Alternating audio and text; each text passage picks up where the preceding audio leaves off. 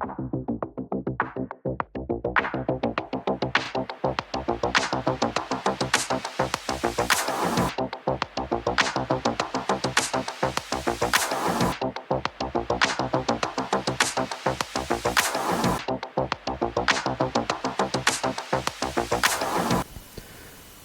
दोस्तों, आज बात करेंगे यूएस जापान ट्रेड डील के बारे में।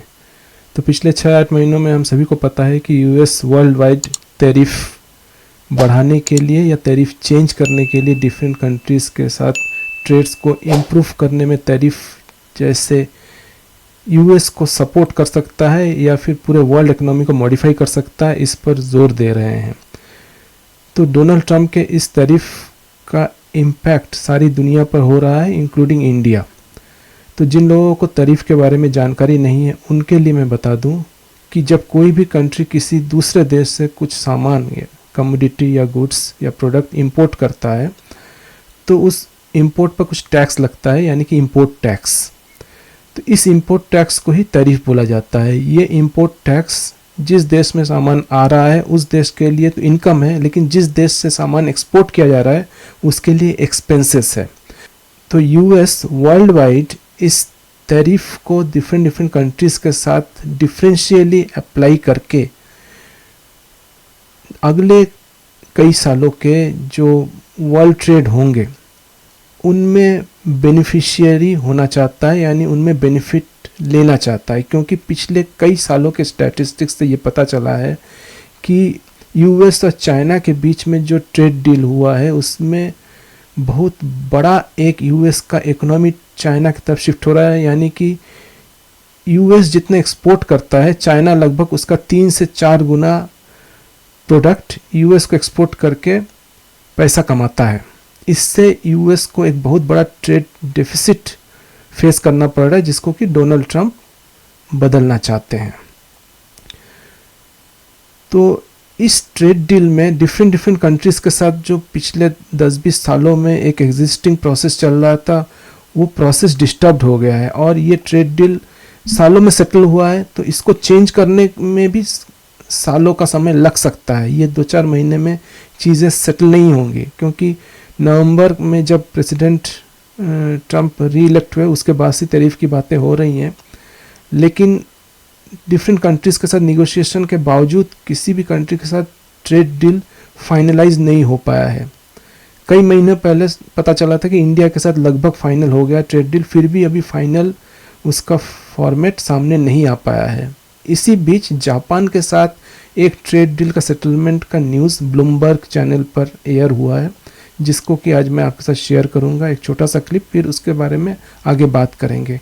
क्यों दूसरे कंट्रीज़ के साथ ज़्यादा टाइम लग रहा है ट्रेड डील में, जबकि जापान के साथ जल्दी से सेटल हो गया है। जल्दी मतलब फिर भी 6-8 महीने तो लग ही गए, लेकिन जापान के साथ ट्रेड डील सेटल हुआ है मिनिमम चार्ज पर, जबकि यूएस ने रिसेंटली बोला है कि टैरिफ का जो रेंज होगा मिनिमम 15% होगा।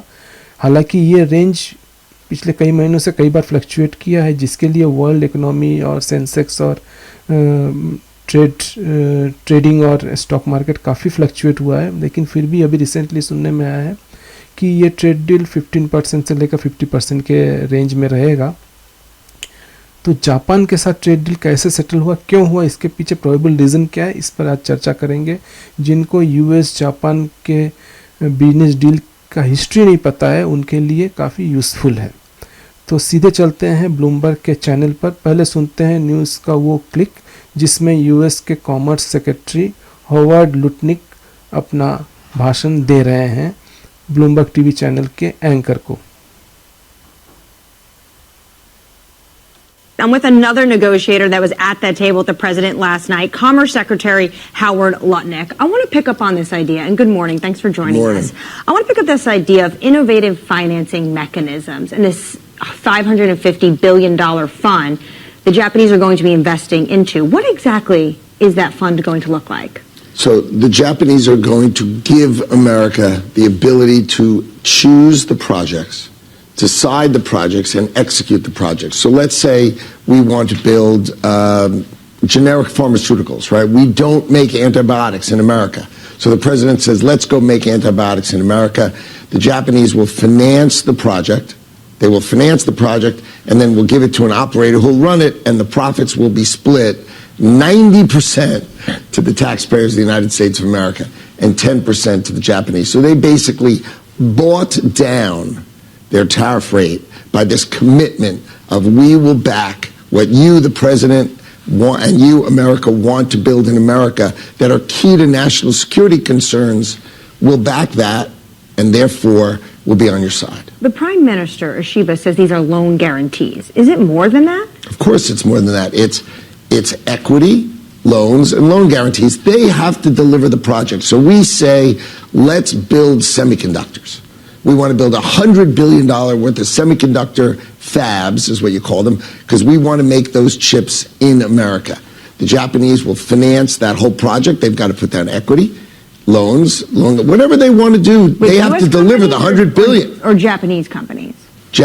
Oh, no. Anybody does it. It's the Japanese are the financer. They're the banker. They're not the operator. It's not Japanese companies. So when people get confused, this isn't like a Japanese company like Toyota coming in and building a factory. No, that's Toyota. This is literally America saying we want to build generic pharmaceuticals, semiconductors, critical minerals here. Does anything like this exist now? Like, what could we think of and model after this? That's why you have someone like me who joins the government. I mean, this was my idea in January. So I started, because the Japanese are never going to really open their market the way Donald Trump wants them to open it. I mean, open it. So what happens is they had to come up with another way to really make it work and the tariff model work. So I suggested to them a $400 billion fund where they would give to the president and they would give to America the financing to go build out your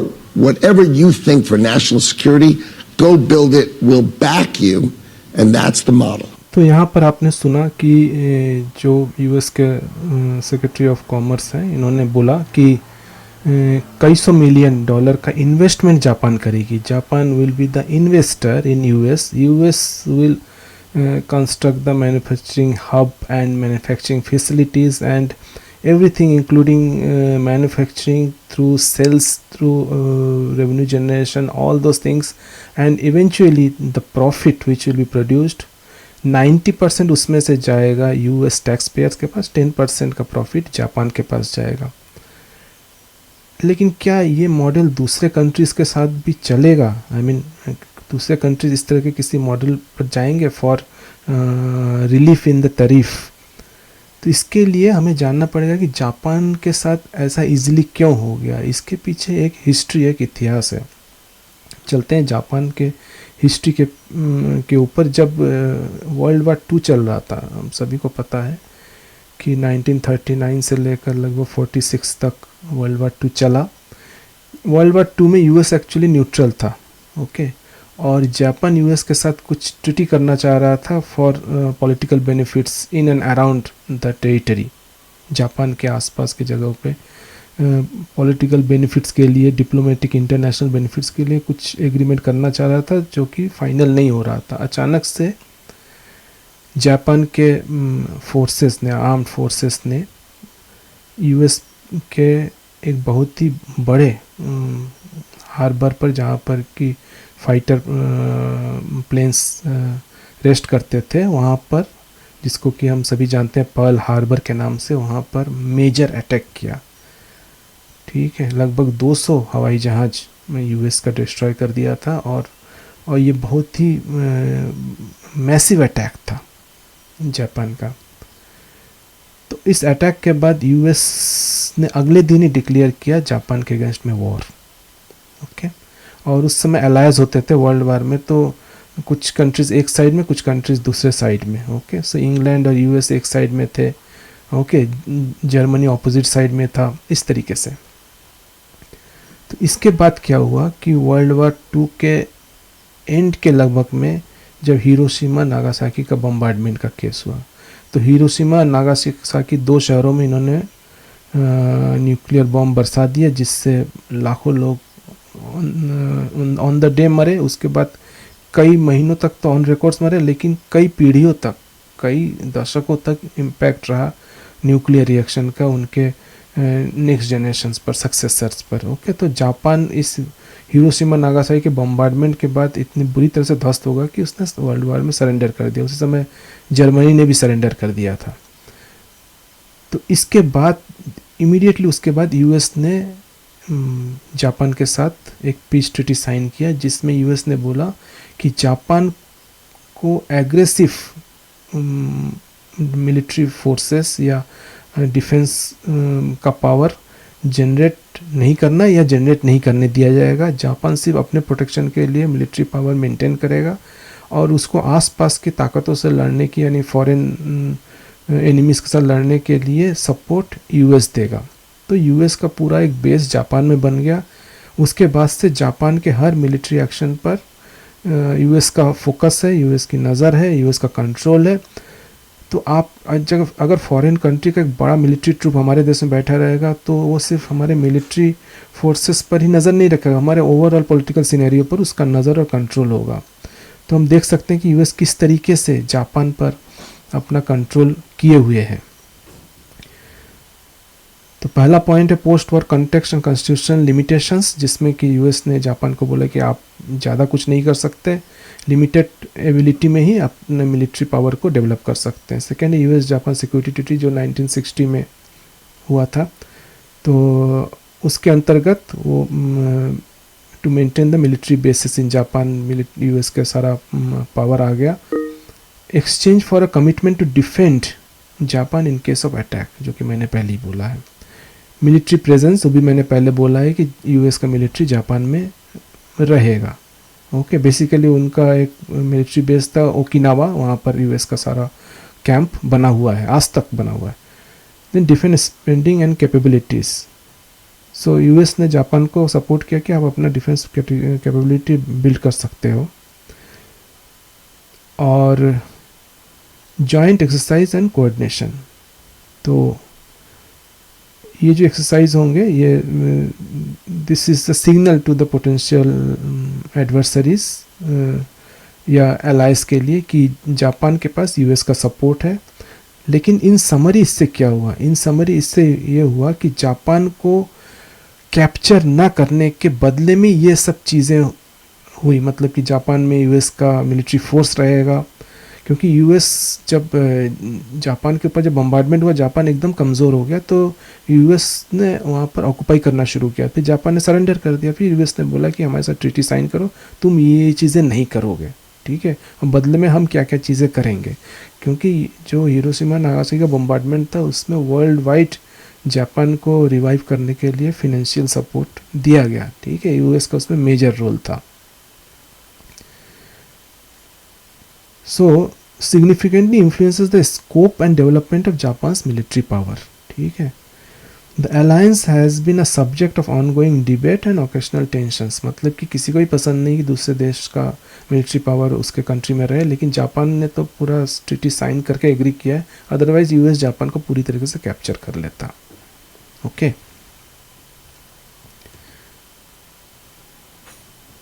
तो अब आते हैं main मुद्दे पर कि US के साथ Japan का ये ट्रेड डील क्यों इतना फास्ट हो गया। क्योंकि यूएस ने तो मिलिट्री लेवल पे जापान को कंट्रोल में ही रखा हुआ है, ठीक है। जापान बहुत ज़्यादा कुछ यूएस के अगेंस्ट में कर नहीं सकता। यूएस जापान को जो भी करना है यूएस के साथ एज एन एलाई करना है। जापान इंडिपेंडेंटली इंडिया या किसी दूसरे कंट्री की तरह अपना डिसीजन नहीं ले सकता।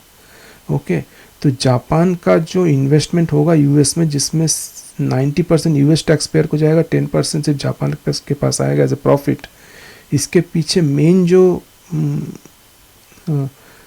बैकअप है, मेन जो पावर है, मेन जो यूएस की एबिलिटी है, वो है जापान के ऊपर डिप्लोमेटिकली यूएस का कंट्रोल।